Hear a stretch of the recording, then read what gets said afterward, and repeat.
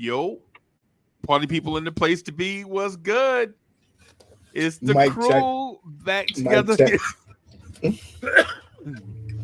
Back together again. What's good, my guy? Mic check 1 2 1 2. Mic check 1 2. We in the building. It's official All, tissue. all I got to say to America is, how about them Cowboys? That's all I got to say to America. America, how about them Cowboys? What's good, party people? David L in the building. Rome Fall Rock. What's good? King Ribby in the building. Man, I see you, Bo Ismail in the building. Ivory 10. What's happening? What's happening, everybody? What's happening? What's happening? What's happening? So right now we rocking without the creator and all that stuff, all them titles he be making me say every week. He got like 37 titles he make me say every week. He sent it to me by text message just to make sure I get it right. G.I. what's good? Yo, I'm in the building. It's official tissue. Bim. Bim, bim, bim, bim, bim, bim. Yo, there was a game the other night. Yeah. I'm trying to check when the next one is. I wasn't paying attention to when the next one is. So, Saturday night. You could feel it in the air. Yeah, man. Yeah, man. Yeah, man. There was some things. There were some things that we saw the other night, man. We saw Jericho Sims at the 4. Jacob Toppin looks like an NBA player. 6'9" wing. Okay. 6'9" athletic wing with some defense and some scrappiness to him. Okay. Go spend some time down to G League, Westchester for a little bit. That's okay, though. Yeah, you know. Yeah, man. Yeah, he was scrap. He showed more scrap than the other Toppin that used to be here. I think I was trying to tell you. Yeah. A 6'9" wing player with some attitude, he must be from Jersey or something. You know what I'm saying? I think sometimes you learn from your big brother's mistakes. Yeah, that might be maybe what it is. You know what I'm saying? I think you learn from your big brother's mistakes. So yeah, man. So what's on your mind, boss? Discontinuity is just gonna go very, very far. Yeah, it's continuity with this depth. Right. Somebody threw out a stat the other day. There's 120 minutes for Hart, RJ, Grimes, and Quick. It's a lot of minutes. It's a lot of minutes, bro. It's a lot of minutes. It's a lot of minutes. There are a lot of minutes out there. So. You saw that the other day. You saw everybody. What was the? I think that's most important. What was the minute distribution? Oh no, you can't. I don't know if you could really go off of that. I think you. Yeah, but you saw the initial rotations. You saw the initial ones, and if teams want to go big, then we're gonna run Jericho out there. Here is the part that I hope Knicks fans learn about the game tonight. And hopefully if they don't take it in tonight, freezing, I hope they take it in the long haul. But in order to determine a player's value, you have to determine how he impacts the game. Anytime Obi Toppin was out there, whether we win or lost, he didn't matter if we won. He didn't matter if we lost. So if you look at it analytically, why not throw out there a more athletic player that plays more defense, that's more scrappy? He might make some stupid mistakes, but Obi made stupid mistakes. Yeah. At least his stupid mistakes will be on offense and very few on defense. So I think we totally missed him as being a backup 4. Okay. And I think he's going to get 15 minutes a game. And the other night, Obi scored like 7 points in 16 minutes. And then they sent them to the bench so the rookies can play. And then the rookie damn near scored 80 points. Obi's gonna get played out of his spot. There's no question. Yeah, the moral of the story is like the grass is not always greener on the other side, basically, is what I'm getting at. Yeah. So I saw the same old Tom Thibodeau offense. I saw the same defense that ended last season. Saw the same principles. Of course, they're not gonna show everything, right? They're not gonna show everything in preseason. They want to save some stuff, right? But I saw some of the same stuff from last year, right? Um, if you get screened, recover to the next closest open man, right? Offensively, we want a 3-man weave. We want to run zoom on one side of the floor and slash on the opposite side of the floor, but we don't have good enough playmakers to come out of zoom and hit back cuts. So there's that same all around the world, same song. Basically. Justo11, thank you for the gents contribution. Justo11 says Grimes needs to be assertive.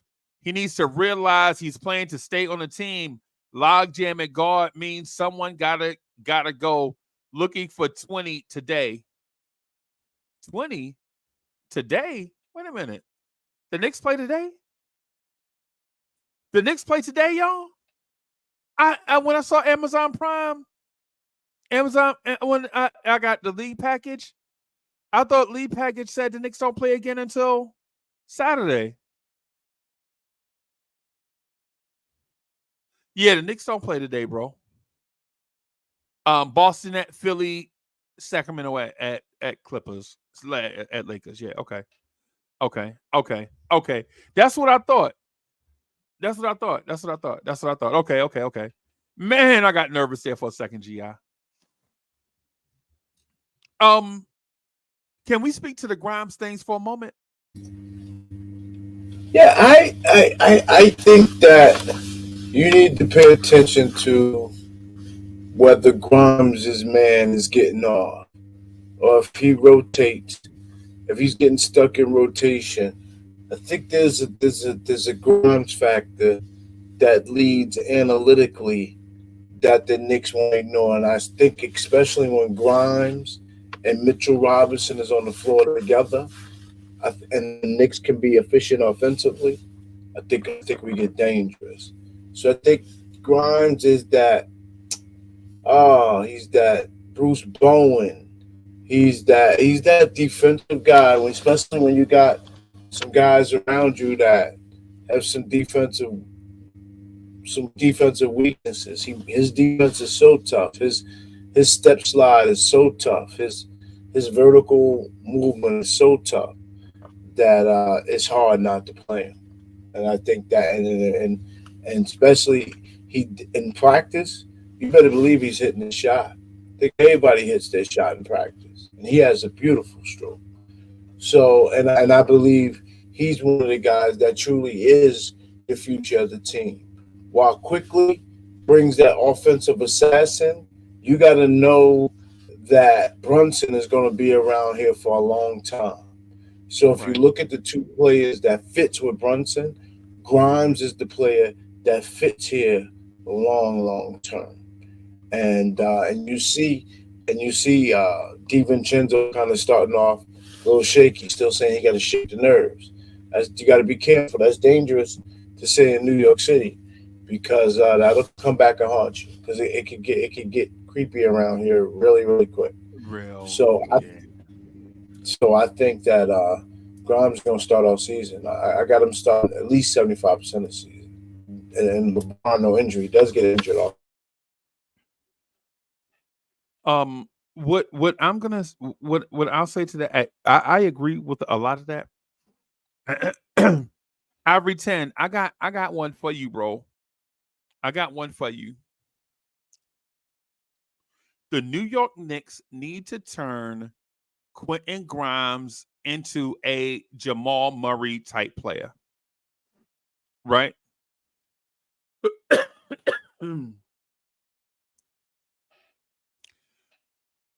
Y'all heard me. Right? Y'all heard me.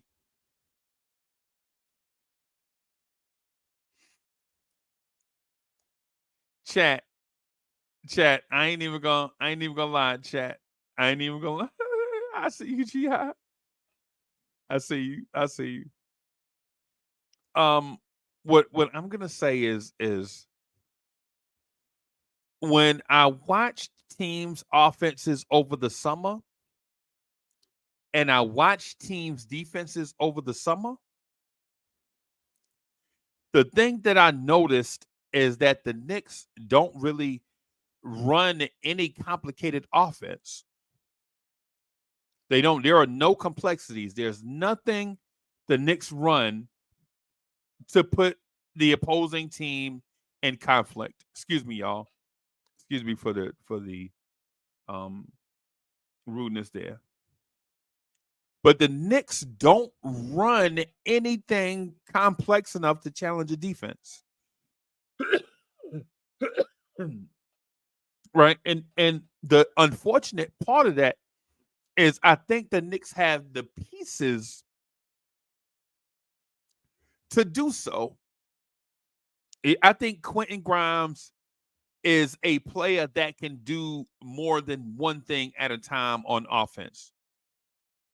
I think RJ Barrett is a player that can do more than one thing on offense, right? I think Julius Randle, for the slander that we give him, Julius Randle can do more than one thing on offense. The unfortunate thing is that our coach is so turnover averse that the risk of taking chances outweighs.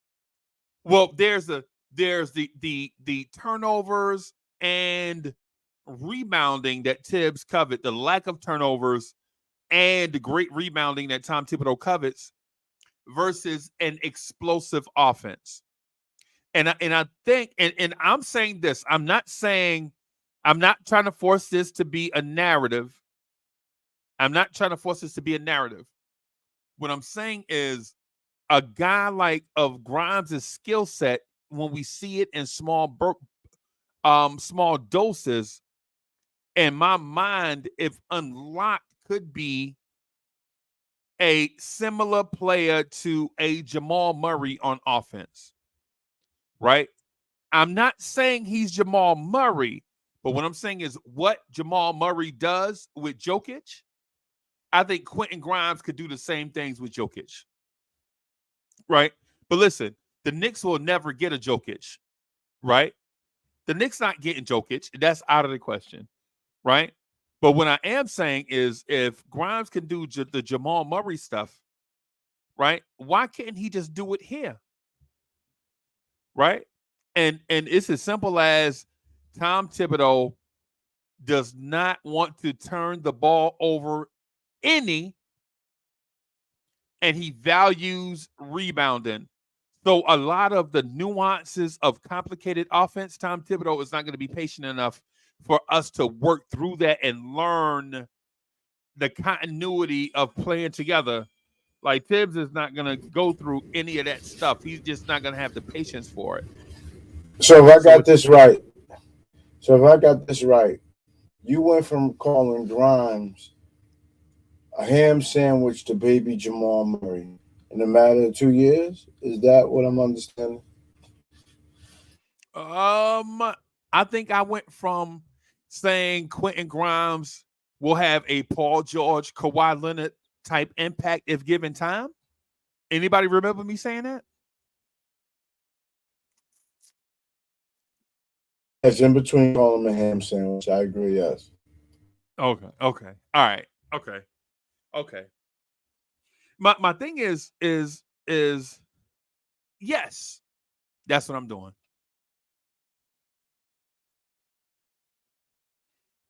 That's what I'm doing.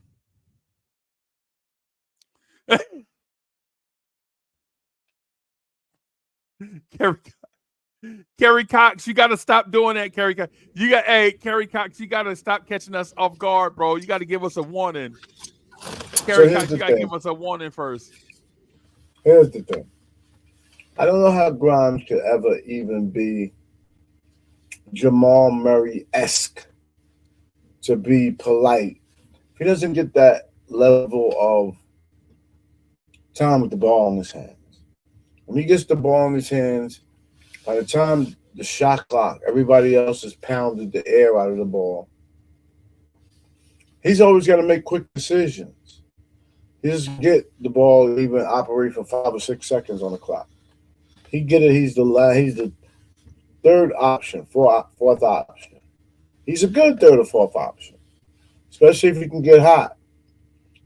But that Jamal Murray stuff, maybe in practice, he'll have those moments. He'll have some moments, but I don't see where he's getting an opportunity to even be Jamal Murray esque, to even really consider whether he has the potential to. I've seen him put it on the ground a few times. I was impressed, but Jamal Murray puts it on the ground, and he's hurt Keith Jerk at a different level. And Grimes is. the Well, reason go why is ahead. though the reason why is he's given the freedom to be that. If Grimes sometimes gets stuck on his back move, his back to forward is not as smooth as Murray's. Grimes get going forward, and once he comes back, he's kind of stuck there. You'll see him pick up his dribble there. He doesn't pick it up, go back. He doesn't rock with it. He's got really one in and back. That's it. He don't rock again with it. If you can understand the concept. Right. No, I get it. I get it. I get it. But what the reason why I've come to this conclusion and I know it seems like I'm always changing things, but the thing is we go through the entire summer of watching all the offenses in the NBA, right? So we go back and watch all these games, we pause it, watch what type of offenses, why did Jokic pop out at the top of the key, right? Are they running zoom from the wing right here, right? Are they getting a back cut right here? Is somebody going to put their head underneath the rim so your center won't have to, so your center can't come out because your center has to protect the rim? And if your center, excuse me, if your center stays there, does that mean there's going to be an open guy on the perimeter? You know what I'm saying? It's like all these things that we look at and break down by watching other teams' offense. Of course, when you watch other teams' offense,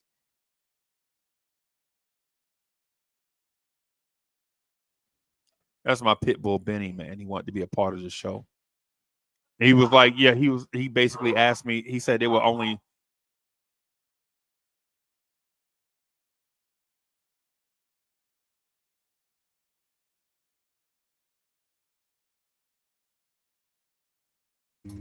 Yeah, that was my pit bull Benny. He wanted to Oh, be I didn't know what was going on. I was like, did we lose something? nah, that was Benny. He only saw two dogs on the screen. He was like, "Yo, I'm used to seeing three dogs on the screen." You know what I'm saying? So he wanted to be a part of this show. You know what I'm saying? But all jokes aside though, um, when you watch the Celtics will run zoom action on both sides of the floor at the same time. So what that does is it puts your defense in a conflict where even if you want to double team Tatum, right? You can't take your eyes off Jalen Brown, right? Because the one thing you don't want to do is overreact to Tatum on the wing and then give up backdoor cuts to Jalen Brown, right? But when you watch the Knicks will run some type of zoom action 4 times a game. 4 times a game, right? 4 times a game in 48 minutes. right? And yeah, and for those that don't know what the zoom action is basically your wing player come down and he sets a screen for a guy sprinting towards the ball to turn the corner to see if he can get in the lane, and you have a guy at the top of the key spotted up already. Boston runs that on both sides. But then when I asked the chat, what type of offense, what type of offense does Tom Thibodeau run? I'm just gonna ask the chat that. Chat, what type of offense does Tom Thibodeau run? And everybody I talked to around the league, no one knows, bro. Nobody knows. We'll run some pick and roll. We'll run some 3-man weave up top just to get the defense moving.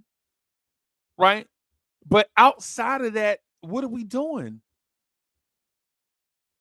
Right? And I know people will say, and gee, I know people will say, we'll run a pin down or we'll run horns, but that's you run horns, or they'll say, well, we run the elevator play or something for Grimes occasionally. But those are entry level plays. Those are the plays that you run to get your offense started. What happens if that look is not there? Then what? Then what are we doing? Yeah, hey, chat. If You know the answer to that. Then we go ISO, brother, and we go ISO 75% of the game. right, ISO RJ, ISO Brunson, ISO Julius Randle. You know how the Knicks are going to play basketball. You already know how this goes. but why would you ISO though, Gi? And I agree with you, right? But here's my question: if the league is full of 3 and D wing players, why would you ISO knowing that even if you get a switch, teams with 3 and D players are gonna have a good defender set up for ISO? So it's like okay, Randall, go get this ISO bucket against Giannis. You feel me? Oh, okay. Jalen Brunson, go get this ISO bucket against Marcus Smart. Why do you think this team is not going to go deep in the playoffs? For this very reason. Because we don't have a secondary ball handler that can keep the ball flowing. Our secondary ball handler is getting the ball deep in the shot clock because the first guy to touch the ball and pounded the air out of it. The next guy has got to make a choice. We only get 2 or 3 actions 60% of the time we on offense. The other 20% we in fast break. So maybe 20% of the year we run good offense through multiple passes, back picks, side movement, pistol action. It's it's just, but we also rely heavily on Mitch's offensive rebound. Mitch is a big part of our offensive efficiency. His ability to rebound because guys have drew double team, so they actually kind of throw the ball up at. They see what Mitch is. They can't pass it to him, so they throw it up at the rim, knowing he's going to get the rebound. I see that happening quite often, a lot with the New York Knicks. I I get you. I'm with you. Parasugger, thank you for the generous contribution. Parasugger says, why do fans keep looking for Grimes to create? He's a shooter who needs shots off plays being run for him, especially early on. He's not a creator. Hey, Parasugger, I disagree with you. And the reason why I disagree with you on that is because you could see the potential for him to do other stuff is there. Tom Thibodeau expects a certain thing out of the offense he runs, right? Um, my guy thinks more opportunity leads to better offense, and what I'm saying is better offense leads to better offense. You know what I'm saying? Like when I was in high school, so first of all, I'm from New Jersey, so y'all know I'm fast, right? I went to Dickinson High School, right? So you already know off rip I can run, right? My track coach was like, you know what I'm saying? My track coach was like, talking to us about technique and all these different things. But at the end of all of that, you know what he said? He basically said, if you want to be fast, run faster. Basically, you know what I'm saying? You can lift knees, you can squat, you can thrust off the ground, you can pump them elbows, you can do all of that stuff, right? But in order to be fast, just run. You got to run faster. You just got to put more into it. And I think it's the same thing with the Knicks offense, bro.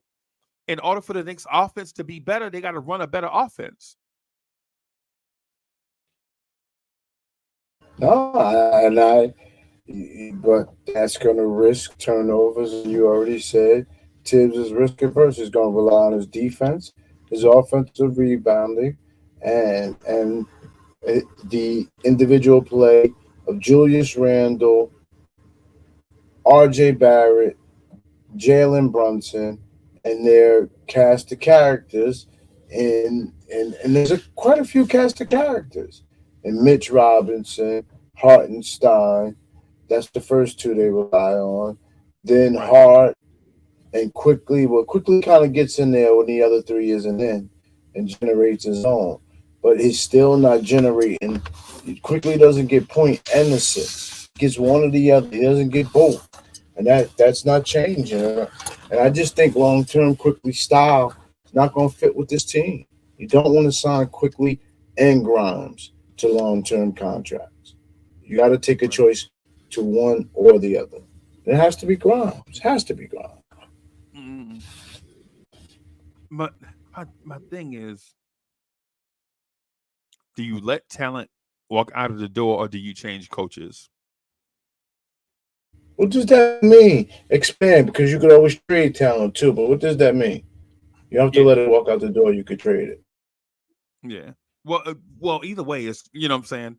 I meant exit. So whether you cut them, let them walk in free agency, trade them, let them walk out the door, right? But do you let talent walk out of the door, or do you change coaches?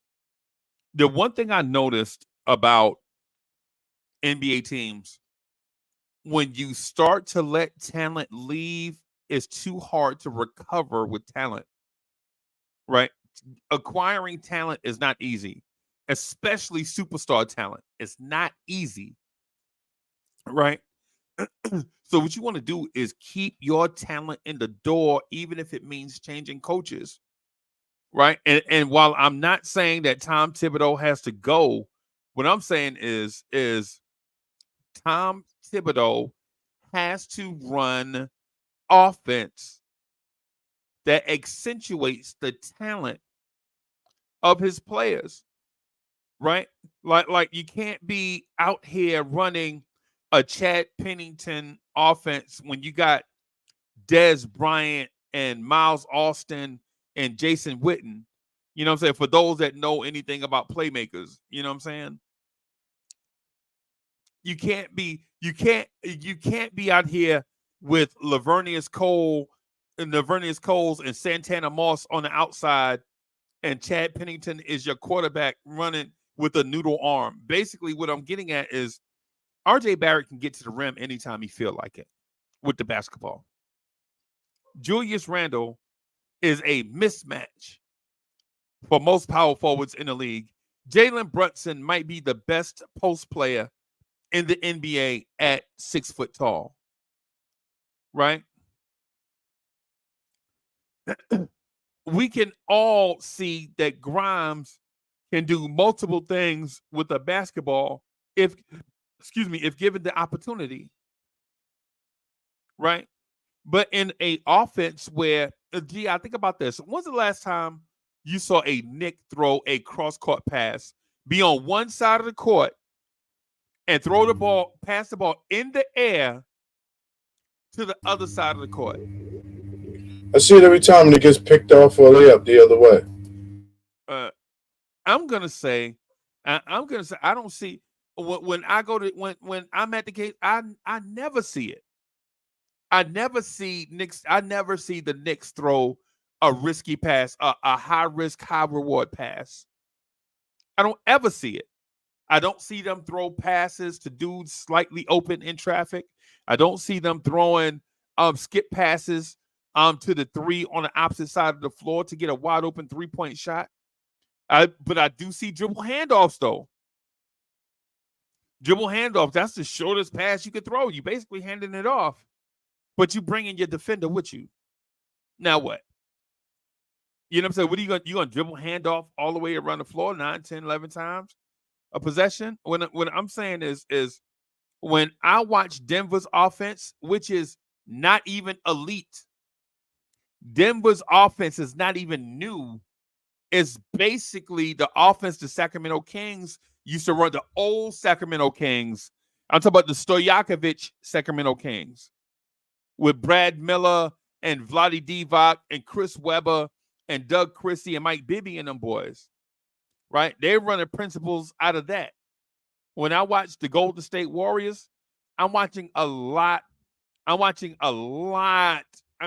ton of San Antonio Spurs, Boris Diaw in the pinch post. Draymond Green is only doing the things that Boris Diaw used to do in San Antonio.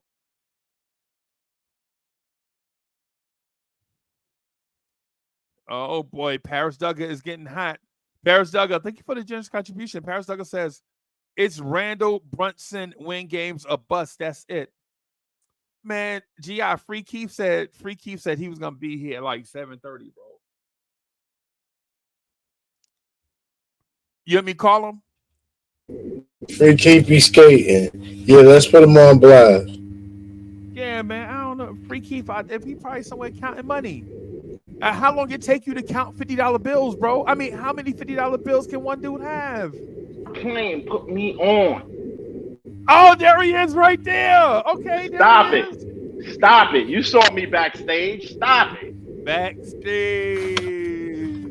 What's good, boss? What it is. Yeah. Get the cookie, yeah. He tried to 52-50. I'm like, where you at, though? Tapping me on my shoulder. Where you at, though? Hey, Free Keef.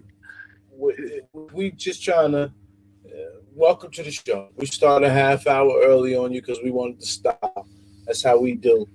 You're being kind. I was late, people. I was late. They held it down. Love these brothers because they respect y'all.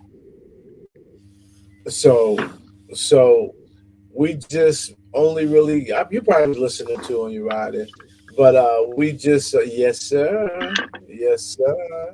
So we just we want to hear what you think about the first preseason game. For me, I just talked about the continuity. Then he started getting into Grimes. Uncle Freezie started getting into Grimes, but we give you a few minutes to get the people your thoughts on what you saw in the first game. Couple quick thoughts. I mean, it's a preseason game. I don't try to take too much out of the preseason games, but what I do look for are things that I think like what carried over from last season and what looks like it could be little improvements. I like how our starting five is playing together, at least from what I see optically for the little time that they were all playing. They seem to look like a group of cats who've been playing together. And that is really the beginning of what I want to see. There was a lot of fluidity. Randall did not look like his surgery or recovery has hampered him. He looked like he's ready to go. That was one of my mild concerns, but honestly, you got to bet on Randall being an ox, and you know what I'm saying, like his health to me is one of those things that you can he's 30, so it's cool. He came back, and he's looking like he's you know what I'm saying, ready to go. So that's even his shots are looking way more like his shots look mad smooth and unrushed, and like he looked very smooth and fluid in doing it. So I dig that. Brunson looked like he's gonna be Brunson, and that's all I need. That's all I need. Did somebody say Brunson? Randall? I thought I heard somebody say Randall. Yeah, I said Randall. Yeah, I said Randall. Yeah, you know me. That's my guy. That's that pause, but that's my guy. That's my guy. Yeah. And what else? Oh, yo, Mitch is a grown man. Mitch is a grown man. And I said it before during the summer once I was watching his workout videos and such, yo, like Mitch last season looked like he started getting very comfortable being a bully. Very comfortable being a bully. And I don't think that that's stopping. It didn't look like it's stopping. He was out there looking like a man amongst boys. And I dig that. I dig that. I saw somebody who was it who put up that last somebody put up a let me see if I see it in the chat. You just had put it up. Yes. Yeah, I'm adding Mitch to that. Adding Mitch to that. I'm adding Mitch to that. And I don't think that he really gets the respect that he deserves in terms of like what he does for this team. Yo, anybody on this team sits for a game, I am most concerned if Mitch sits. And it's been that way for me for like maybe the last couple seasons. Like to me, Mitch is a very underrated, important cog to the style of basketball we play. Okay. For the style of basketball that Tibbs got these guys on. For Tibbs' style of basketball, Mitch is a very important cog for our team as it is. And it looks like, you know, I mean, God willing, he stay healthy and this, that, and the other. But like Mitch looking sturdy. And he looked like he's getting that grown man weight on him. Okay. And that's ill. And that looks even iller on a 7-footer. But so yeah, those are my light takeaways. Okay. IQ, like I've been telling y'all, IQ looked like his off-season work is actually showing up, is going to show up again. IQ is definitely one of the guys, like he's probably like about 40 to 50% of the reason why I wanted to run this thing back. And the another 30% is Grimes.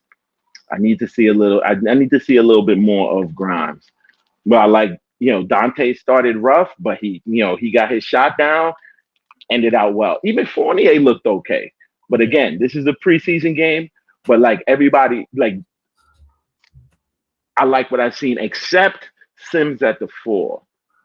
I like Sims. I think that he's actually grown. I think that he's actually like grown a little bit skill set wise. But like I'm concerned about him being the backup 4. But luckily, Julius is going to be playing for probably damn near 40 minutes a game anyway. So it's not really, to me, that's not the hugest issue. But like, and iHeart, I really need. I would like to see him get back to hoisting up those threes a little bit, man. You know what I'm saying? Give us some spacing from the 5. But all in all, I like what I saw from the first preseason game. Looking forward to Saturday. I don't like what you said about Sims. Why? Because and when I say that, I'm talking about the message and not the messenger, right? Mm-hmm. That's what I'm saying. When you say that about Sims, I'm not really feeling it in a way, because I feel like all Jericho Sims has done the whole time here is adapt to what this crazy dude Tibbs wants him to do, right? I think that's all he's. And so you remember the 2 summers ago they were like, man, you need to work on your ball handling and get you some offensive moves, round out your offensive game. And then he went into summer league and bust out the Euro. Remember the Jericho Sims Euro to the basket, where he looked like a 70s soul singer going to the basket. You know what I'm saying? Nah, but did you see the game? Yeah, you saw the game.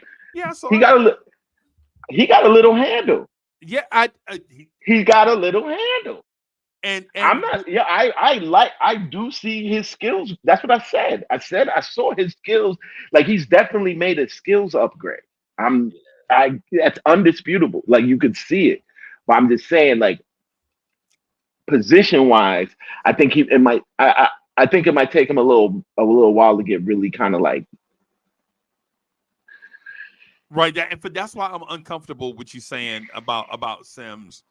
Like guys his age and with his resume, he doesn't get time. They're not gonna give this dude hey. time to be because he's a third-year player that's gonna be 26 years old.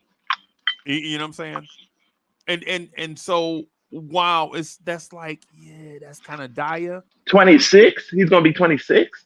Yeah, I think he's him I and thought it him. was 25, but like okay, Oh, okay, got you. 25, but 20. Well, let's give him 25. Let's give him 25. I don't want to overstate it. If I'm wrong, I'm wrong.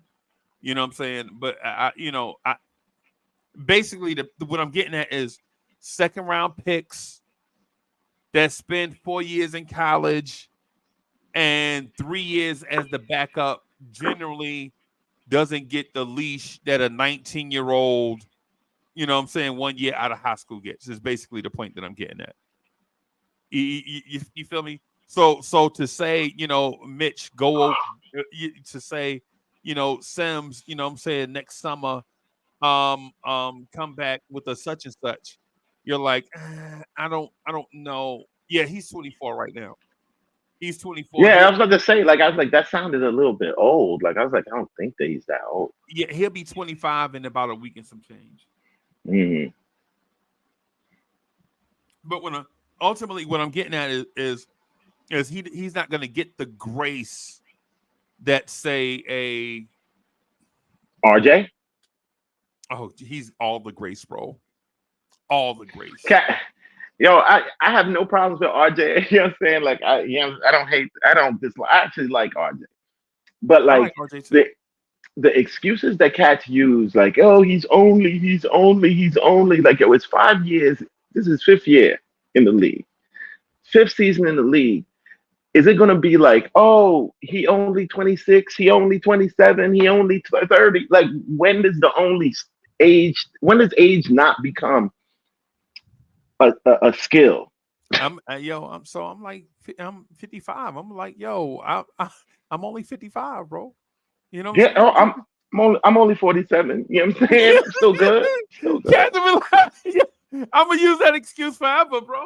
You know what I'm saying? So but with Sam, but at the same time, you and I are not in the NBA, and at the same time, there is not a brother draft every year.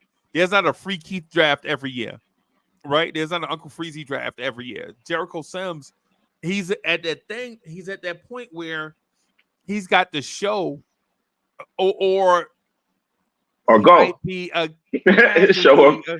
a roster Show of the casualty next summer. But I think something's there. I think at the very least he's good. He's a tradable asset. Right.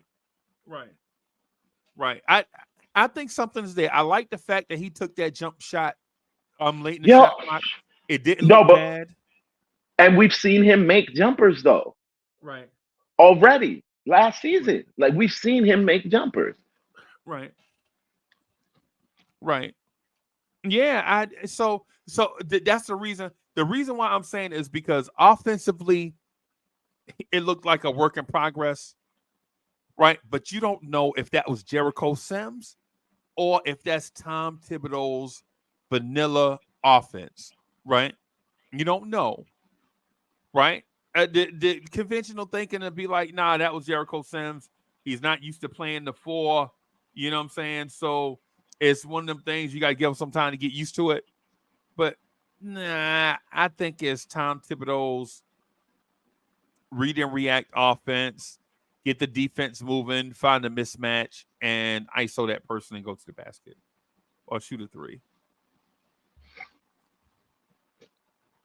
Cats be mad, but like, Tibbs works the percentages.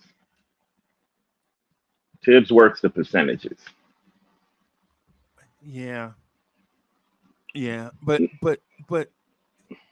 NBA coaches. What's the light skinned dude, the coach of the Celtics? The dude that, Missoula. yeah, Missoula, look like Missoula. that dude be beating the hell out of chewing gum, bro. You know what I'm saying? But the thing is, even with Yo. Missoula, even with Joe Missoula, even though he inherited a great offense and they run the same principles that Brad Stevens ran, he still maintains the same offense where there's a threat at the rim, a threat for three, and two threats on the wing, right? Your defense has to be on a string to stop Boston from getting a shot. But the Knicks run 2-on-2 offense all the time, right? Spread the floor, a three-point shooter in each corner, and then a shooter in the slot, right? And when I say the slot, I mean on the wing, right? Like Jalen Brunson gets the screen from Mitchell Robinson, and he rolls to the basket, and Jalen Brunson probes to look to where he can get his shot off. You know what I'm saying? That's our offense, basically. And when Randall touches it, it's just about the same thing. You know what I'm saying? Randall dribble handoff to Randall. Randall gets it, gets into his Carmelo Anthony stance, pump fakes, jab steps, dribble, pump fake, spin move, jab step, pump fake, side Swish. step, fadeaway shot. Yeah, swish. Swish. Yeah. Yeah. But if you're asking if I asked the dude today, B-ball breakdown, the dude that has the B-ball breakdown channel. Basically, what type of offense the Knicks run? This dude is an expert, right? I'm not an expert. I just like to watch film. This dude's an expert, right? Asked what type of offense the Knicks run. Guess what he said, bro? He's an expert. NBA players and coaches get seminars from this dude on Zoom, right? Guess what he said? The kind of offense the Knicks run. He don't know. He don't know.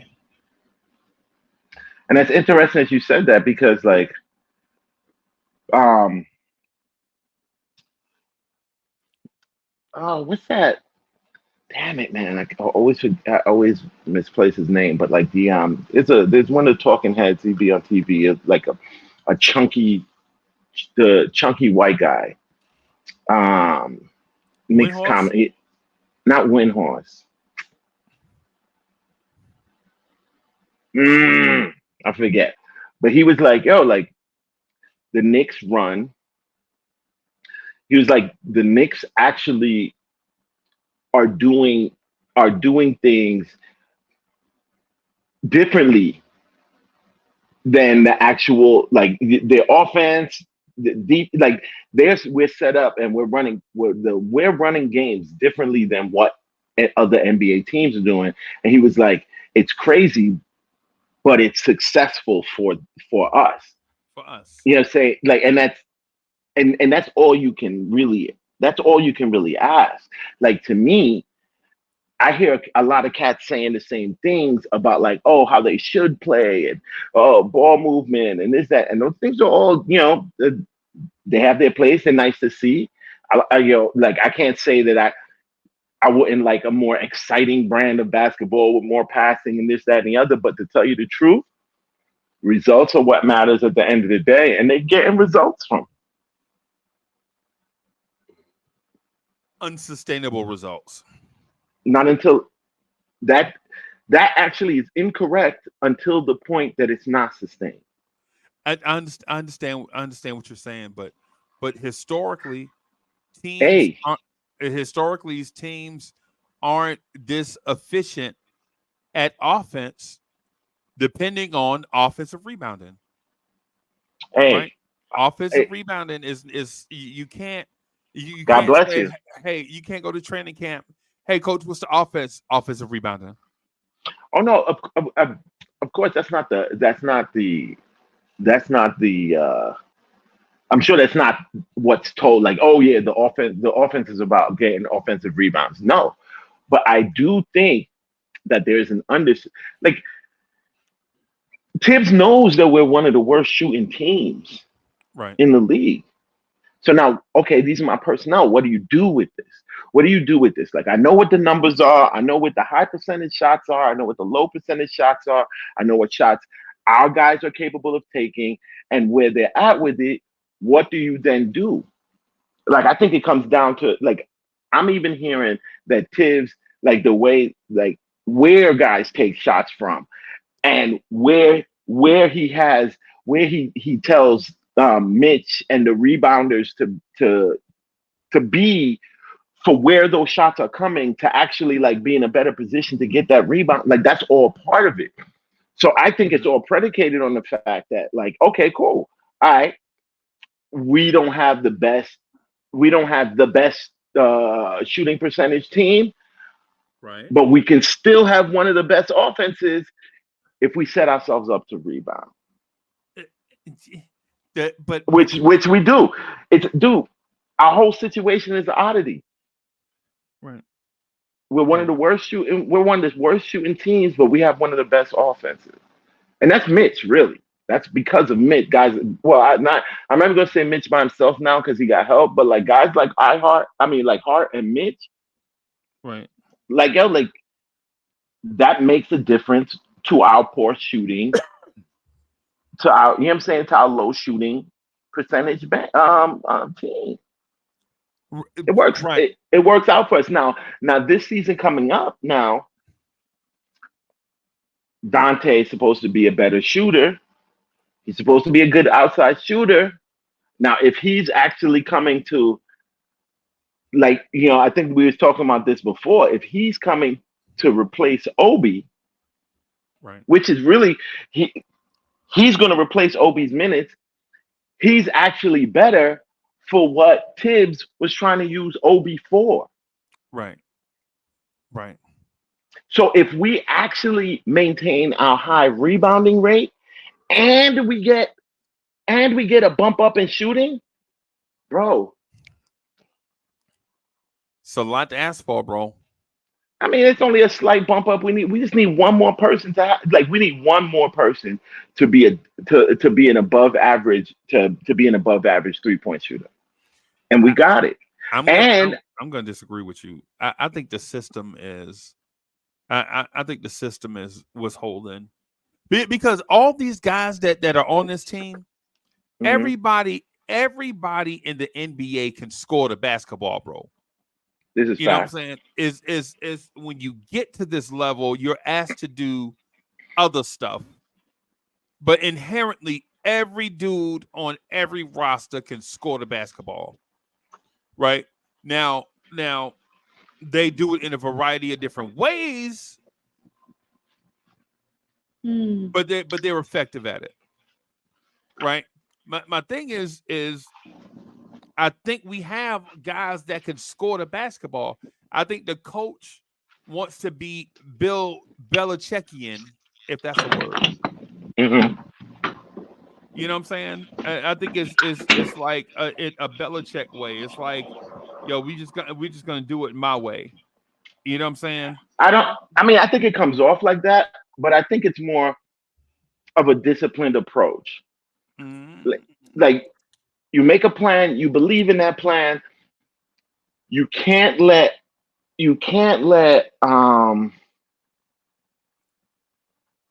Brady. No, I wouldn't even say Oh. Tom Brady. You can't let. It's not going to be linear, right? Okay. So you can't let those little dips, each little dip, derail you from, you know what I'm saying, from that disciplined plan that you have.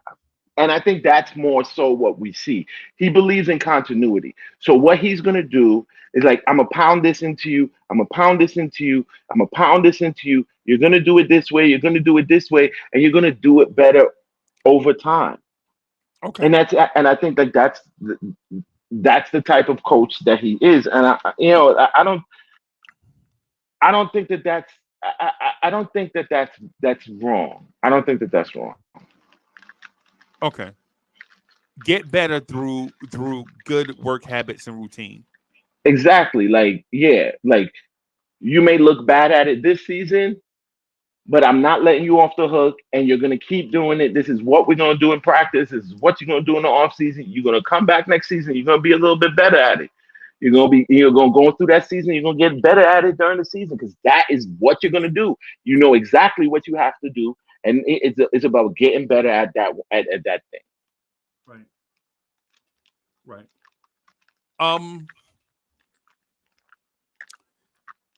A dude today said the Knicks need to go ahead and get rid of Tibbs and just bring in Jay Wright.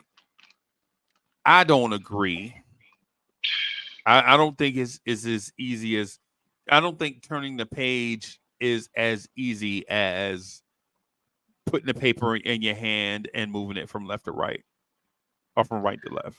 You know what I'm saying? I don't think it's like that. I don't either. And it's sad to me that that people look at it that way. Oh, just stop everything and fire this guy and insert this other guy. Everything's going to be better. Like that's, let me tell you something. You look at the group of these guys, and I like them personally. Like I like them as individuals. You know, we got a lot of young guys that's picked by the team and growing with the team, and I actually love that. But like, I honestly don't feel like there are many coaches that would have gotten the amount of production and gotten the results out of this team that Tibbs got. And okay. I'll argue with anyone about that all day. Especially before Brunson, right? Especially before Brunson. Right. And then cats make it look like that's a bad thing. Like, Tibbs just squeezes as much as he can get out of the team. That's a good thing for a coach.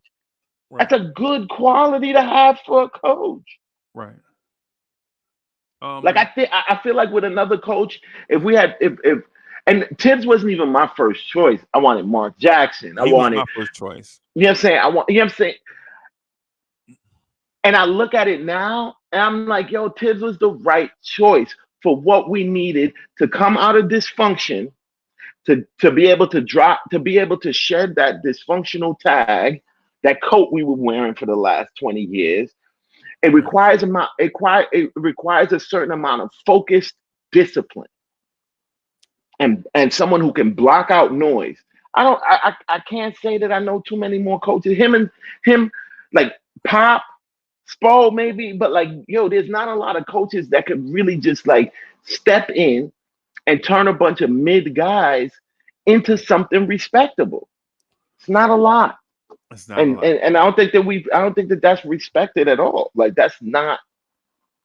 Can I speak to my issue though? Mm-hmm. Right. So my issue with Tibbs is this. His reputation is one of a great defensive-minded coach, right? Bro, our defense has been mid under Tibbs, bro. And hey, you pause. You muted, bro. I think that's what we know him as. Right. Right. It's it's us too. It's us too that won't let Tibbs out of his box. Right. Regardless of what we see. Right. We won't let Tibbs out of his box. I think Tibbs is actually like lightened up on the defense, trying to make a team more cohesive on both sides. That's what I see. Okay. My issue is he's a defensive-minded coach with a mid defense that won't try things on offense. And under Tibbs, bro, I think our offense has been better than our defense. 2 seasons ago when Alec Burks was the point guard, our defense was terrible. Right? We was 24th in defense. And 24th for a defense for a Knicks fan is just like, nah. Because some of that is personnel. City, but in this city, bro, did you know before the New York Giants existed, the word defense was pronounced defense? Defense. That's how you pronounce the word. But that Dutch slang in the city, bro, you chant at the game, ice cold, 28 degrees outside. We outside talking about defense. It's so hypocritical of us to like. It's weird because like we say that, and with Knicks fans, we say defense, and we're about defense and this, that, and the other. But when certain things happen, right? Okay. Or when we don't like when fans don't like a player, all of that stuff gets thrown out the window. Okay. We got rid of Bullock. We got rid of Bullock and Elf. And cats was celebrating like, yeah, get them bums out of there. And that was our defense. Bro, that was our defense, right? Okay. That was our defense. And nobody gave a damn about that. Nobody gave a damn about that. Bro, yeah. Nobody gave a damn about that. So like we're very choosy when cats talk about like, oh, New York, we defensive minded. Like, nah. Cats is lightweight. They lightweight, offensive minded, hiding behind defense. Like they, you know what I'm saying? Like they love in defense. No, you don't love defense. Nah, not it. No, we don't. Nah. You don't love defense. Well, I so in your truth telling, because I totally get what you're doing right now. You know what I'm saying? We say defense because we think it wins championships. What we really want to say is that we want championships, and maybe defense is the fastest way to get there, because the rumor is defense wins championships, but we love to watch offense, bro. We love Carmelo Anthony. We love Carmelo Anthony, bro. You think we love Carmelo Anthony because of his defense? So when Knicks fans tell me stuff about like, oh, like defense, this, that, and the other, like, yo, I only take it with a grain of salt because I know in the back of their mind, like, that's not. Hey, yeah, you say that. Right. You say that. What? But let us get Dame. You'll love Dame. You'll love him. Yeah. You'll love him. Yeah. You getting zero defense out of him. But we Knicks fans and we gonna love him. Zero. So yeah, so that and you should. I'm not saying you shouldn't. Like he's a superstar player. But like, don't lie to me and say that defense is the most important, like it's so important to you. It's not. Right. Nah, that defense ain't important to us, bro. The only thing important to Knicks fans, and I don't blame us for it. The only thing that Knicks fans are important to us is being respectable. And I don't blame them, man. You know what I'm saying? Because we've gone too long being the opposite. You feel me? Like we legit have gone too long being not respectable, being the butter. Bro, I watched a movie then cats the other day. Cats need to rub their eyes then, because like, Merry Christmas, we're respectable. Right now. We are respectable. Okay. I listen to some fans talk. You would think that we came off of a lottery season, like that. You know what I'm saying? Like, we're legitimately. When was the last time before this season you just knew we was a playoff team? Ooh, good question. But I tell you what you think going into this season. It's about which spot we're gonna be in. That's the argument. When was that? Right. When were we having like this is the best, this is the best time. And this is the best time I feel like I felt as a Knicks fan in the last, like, since 2012. I wasn't really a big and I really wasn't even big on that one because I felt like I knew it wasn't gonna last. Yeah, he's talking about Knicks tape when we had all the Knicks old tape. Yeah, because everybody was too old. Yeah. And man, and I could choke Amari, man. When he broke his own hand, and I'm looking at it like, oh, y'all not getting a playoff shot again. Like this is it. Like you just killed the dream. Carmelo knocked him. And y'all are 100 years old. Y'all ain't getting back here. Right. Yeah. I Melo jocked him out, and that dude was mad. If he'd used that same hand upside Melo's head, he'd have still been out for the season, bro. He'd have still been out for the rest of the playoffs. Yeah. And Melo would have been with him. Yeah. So I mean, I understand his frustration there. I don't blame him for that. But what I will say is that Tibbs has us in a respectable place. My only thing is, it's weird, man. It's weird. It's like how I look at, it's like how I look at. I'm gonna say this because she ain't around, she can't hear me. But I'm like, how you say, she stay mad small. She don't exercise, and she stay mad small, right? Got the genes, right? Bachelor's degree. You know what I'm saying? Work for one of the biggest companies in the world. You know what I'm saying? Got a title. People be calling her, you know what I'm saying, by her first name. You know what I'm saying? Like, hey, Miss Mocha. You know what I'm saying? All this stuff. You Mr. Mocha. Yeah, right. And then on see, and since I'm a guy, since I'm a Knicks fan, you know what I say? I don't know why she ain't got a doctorate degree. Because I'm a Knicks fan, bro. Because I'm a Knicks fan. That's just how this works.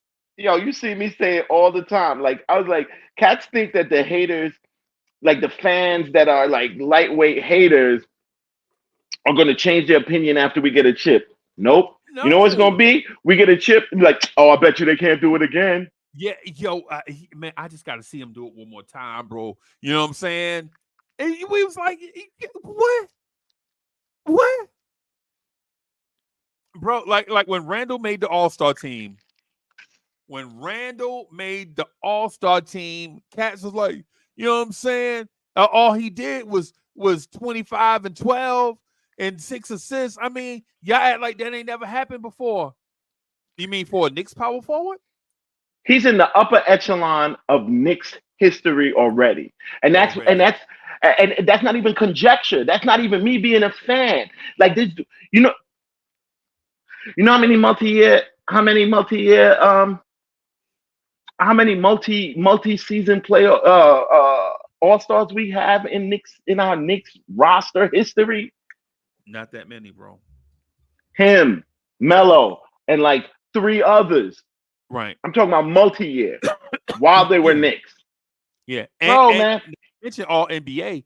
If you strip it down, that's not even mentioning all NBA. Right. But you know what they say though, right? You can't be like, that was a different time. The NBA ain't the same, man. The NBA. Yeah, it's not. It's more skilled. Yeah. It's less physical, but definitely more skilled. You know what I'm saying? Being able to be a star is a lot harder today. Right. Bro. You could have bullied your way into being a star in the 90s. Right. An all-star. Right. No doubt. Wait, did Charles did Oakley ever have was he ever an all-star? One time all-star. Yeah. Him and Stark made it the same year. That's a bully all-star. Yeah. He got an all-star for being a bully. That's not happening again. Anthony Mason made the all-star. I mean, not Anthony Mason. Yeah, Anthony Mason made the Anthony Mason made the all-star, but that's skill. Anthony Mason to this day is probably one of the best handles in the a big man handle that I've seen in the NBA, yo. I think Nate Knight is gonna remind you of a bigger version of Nate Knight. Okay. Yeah, of Anthony Mason. All he needs though is the opportunity. Now, mind you, who the coach is, right? The coach is not looking down the bench trying to find a spark. He would rather Tibbs is not the dude that's gonna take the long walk back to the car and get the lighter. He the dude that's gonna keep rubbing the sticks together until the sticks disappear.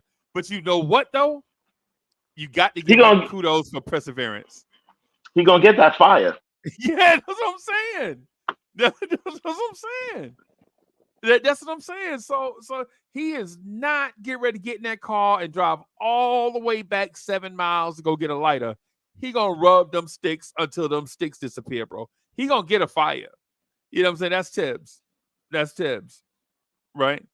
But my thing is ultimately though, even with the perseverance, I think Tibbs should expand the offense some. Like Tibbs, listen, I know you want to run the wing T. I know Tibbs, I know you want to run the triple option. I know you want to run the wishbone. You know, so Tibbs is still out here running the wishbone, right? Yep. Tibbs is out here still running the wishbone, right? And all I'm saying is Tibbs, listen, you ain't got to get into RPOs and spread offenses, man. But can you put another receiver on the field? That's all I'm asking. You know what I'm saying? You know what I'm saying? I'm not asking you to get into 4 receiver sets, running RPOs, check with me's at the line. You know what I'm saying? Spread flex off it. No, I ain't. No, you ain't got the. If it's not the plan he had going in, then barring any catastrophe, bro, then that's not gonna happen. The jumbotron got to fall on the floor before he changed what he gonna do, bro. The jumbotron got to fall out the sky, bro, for him to do it. And understand, in regular life, though, we respect these people because when in regular life, those people are those disciplined, focused people who you trust to work a plan through to its completion. Right. Those are the type people that thrive in sales because they are gonna take one referral and turn that into like 37 referrals. You know, like I know we can't do business together, but listen, I'm struggling, man. You got some friends? I'm just trying to grow. That's Tibbs, bro. Tibbs is gonna, bro. Like I was talking to GI earlier, right? About how NBA teams run Zoom, right? Like off of they run the Zoom play off of the say a missed shot. They get down before a defense gets set. They run Zoom action off the wing to get the guy coming off the screen, a run and start towards the rim, and a kick out to the corner for 3 is an option. The lob is an option. Backdoor cut is an option, right? We run it as a show offense. Like, hey, everybody, we run the same thing everybody else is running. No, we ran it, but we not, you know what I'm saying? For us, it's like, hey, look, hey, we just putting something on film. It's not our main thing. It's not our main thing. We ain't running it with no passion. You know what I'm saying? We running it like we'll run Zoom action with Randall coming off the screen at the bro. Who gonna have a 250-pound power forward curling around the screen trying to get momentum going to the rim? He always gets stopped at the free throw line, bro. I mean, come on. I mean, well, look, man. I think there's a bunch of factors to me in that as well. And this was even something that I don't understand. I don't know if it's a thing about Madison Square Garden or the Knicks or whatever, because this is even pre-Tibbs. It's like we're allergic to setting hard picks. Right. Like our picks very, very often don't even have any contact. Right. Like we are, and those are the kind of things that make a difference in that scenario. I'm with you, bro. I put my shoulder into you. That 250-pound dude can get around you. Yeah. If I could stop you in your tracks, if I stop you, Randall could get around you in that curl. Like you know what I'm saying? Like, so a portion of stuff not looking right is really a factor of other things happening too sometimes or not happening. Bro, Mitch is too big. Mitch is too big to not be setting hard picks. Right. But Free Keef, the thing is if you're not gonna set hard screens, can you at least be elite at ghost screens? Where it looks like you're gonna set a screen, but you keep on going? No. And so what we saying is we're not peanut butter and we try not to be jelly either. You know what I'm saying? Can your ass at least be the bread? No, you can't even be the bread either. God damn. So what are we doing?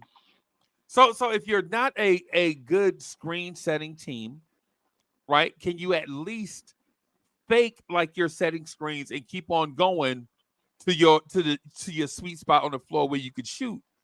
No, we don't do that either. We don't use ghost screens either. So now we're not peanut butter and we're not jelly either. You know what I'm saying? So it's like, what are we doing? Are we only window dressing in order to get to the ISO? Mm-hmm. Is that what we're doing? We're window dressing to get to the ISO, right? And if that's the case, hey, listen, I'm okay as long as it's effective, right? But let's not act like we're running this set and we're deficient of talent and the guys are not playing for each other. Because for one, the guys are playing for each other. The Knicks have a talented roster, right?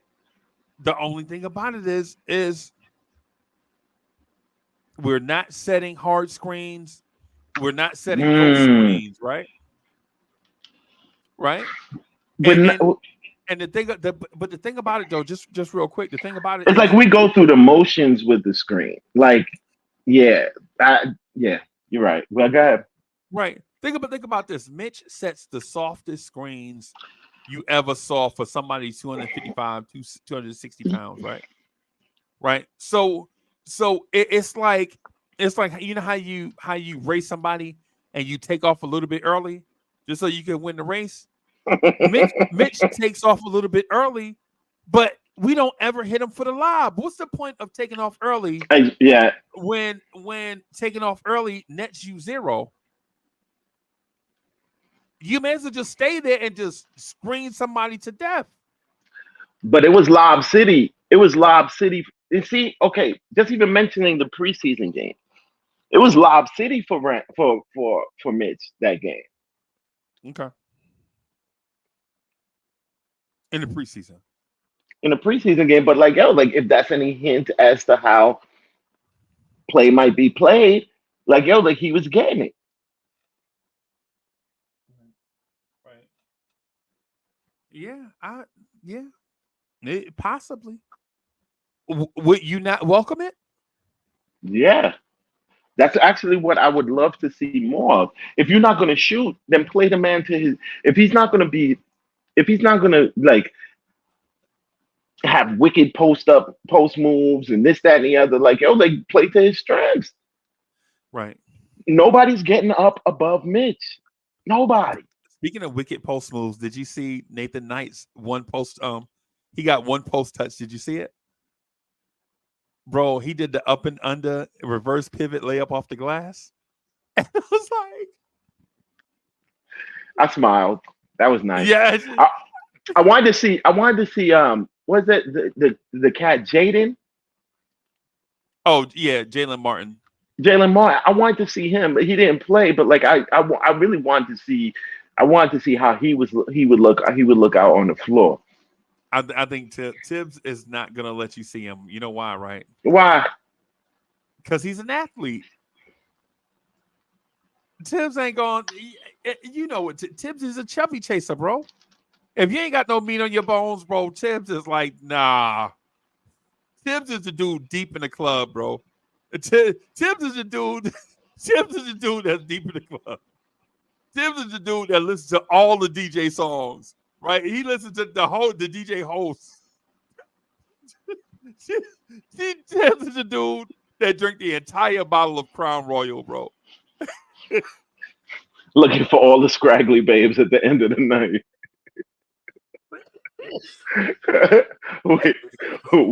Waiting for all the leftovers.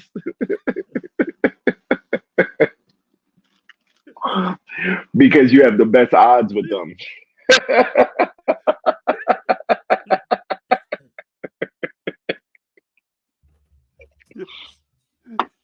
Tim's the dude in the club.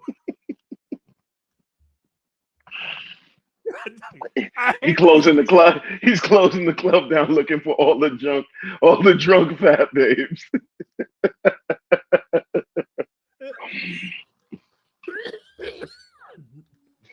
Yo, you got me joking. Yo, Freezie, be all right, man. Yeah, but your man Tibbs, yo, bro, yeah, y'all gonna respect my man, yo. Tibbs is my guy. I ain't gonna stand for too much more clowning. Yo, you got me crying. Tim's that dude in the club looking for all the babes with the church waves on. High percentages, gotta play the percentages, baby. That's a high percentage shot. that ain't your long two. Yeah. Tim's the one like, hey babe, I got hot pockets at the crib. Hey. And if that don't work, she wasn't the one. Move on. Move on. Move on. Yeah, man. Yeah, man. But yeah, man. I ain't gonna lie to you. Watching the game, right? To see a big man get a post touch and do post moves and score in the post, whether it was garbage time or not, was refreshing. You know what I'm saying? You know what I'm saying? Yo, watching, I know it was one play, right? Mm-hmm. But to see a big catch it in the post, do a ball fake, run the double team off, and then do a move to score, we hadn't seen that since Enes Kanter. Ooh, that's a flash from the past. And I'm no. Kristaps. Since Porzingis? Okay. Kristaps. Okay. Yeah, I just because we hadn't seen it from DeAndre Jordan, from Mitchell Robinson, from Hartenstein, from any of the guys that Jericho Sims. We hadn't seen it from any of the guys that I could. Nerlens Noel, and it's weird. And it's weird actually because like that's perfect for Hartenstein. It should like be, I could right? see him like that should be within his wheelhouse. Like, yeah. Like that's another guy I'm kind of lightweight looking for more offensive output this year too. Like he shot in the first 2-3 games, he shot like what? He shot 5 threes. Right. He shot 4 threes over the last 55 games. How many? 4 threes over the last 55 games. Wow. Like he totally just stopped shooting threes, and he was missing. He was missing in that early run. I'm not even going to say like, oh, he was hitting all those threes, but like he literally stopped even attempting threes and turned into Baby Mitch. Baby Mitch, yeah. Which I'm not mad at because he did a good job at it, especially when Mitch was out. That surprised me because I thought we was going to go on a losing streak and like. Ihar held it down. Yeah, he held it down. He held it down. Keep the party he put on going. his best. Yeah, he put on his best Mitch impression and was working. Even when we didn't know if Tibbs was going to start Hartenstein or Sims. Remember, like, who's starting tonight? Which guy? You know, blah blah blah. You know. But I see him going. With Hartenstein just because, like, yeah, it's still Tibbs. If given a choice, he's going to go with the more veteran player. Period. Right. That's all I got, boss. I ain't got nothing else. Bro, That's I ain't got no lungs left after that one, bro. Out of breath, nothing left. Nothing left. It's like being on the Peloton, bro. Anybody in here know what being on Peloton is like? I do. I love it. Swear by it. Yeah, man. All right, everybody. Well, thank y'all for rocking with us. We're gonna get out of here. Sorry about coming late, guys. I promise it won't happen again until the next time it happens. Until and Tibbs, get out the club, Tibbs. Stop. Tibbs Tibbs is in the club listening to Tibbs. 3 a.m. when the party's over. That Tibbs, you said you listening to that? The DJ done played all his music. You still there, bro? Sometimes you got to take a lower percentage shot, Tibbs. What's that moving in the shadows over there? Yeah, that's anyway, everybody, we're gonna get out of here. Thank y'all for rocking and watching. We're gonna do the Knicks at Night podcast tonight. We're gonna break down some stuff on the court. We're gonna break down some on the court stuff and talk about how if certain things happen, who we can see, who we predict to break out. It's gonna be a very interesting Knicks at Night podcast. So I might pop in. I might pop up for that one. We'll definitely be there. Man, Tibbs, take yourself home, bro. And we out of here, y'all. Peace.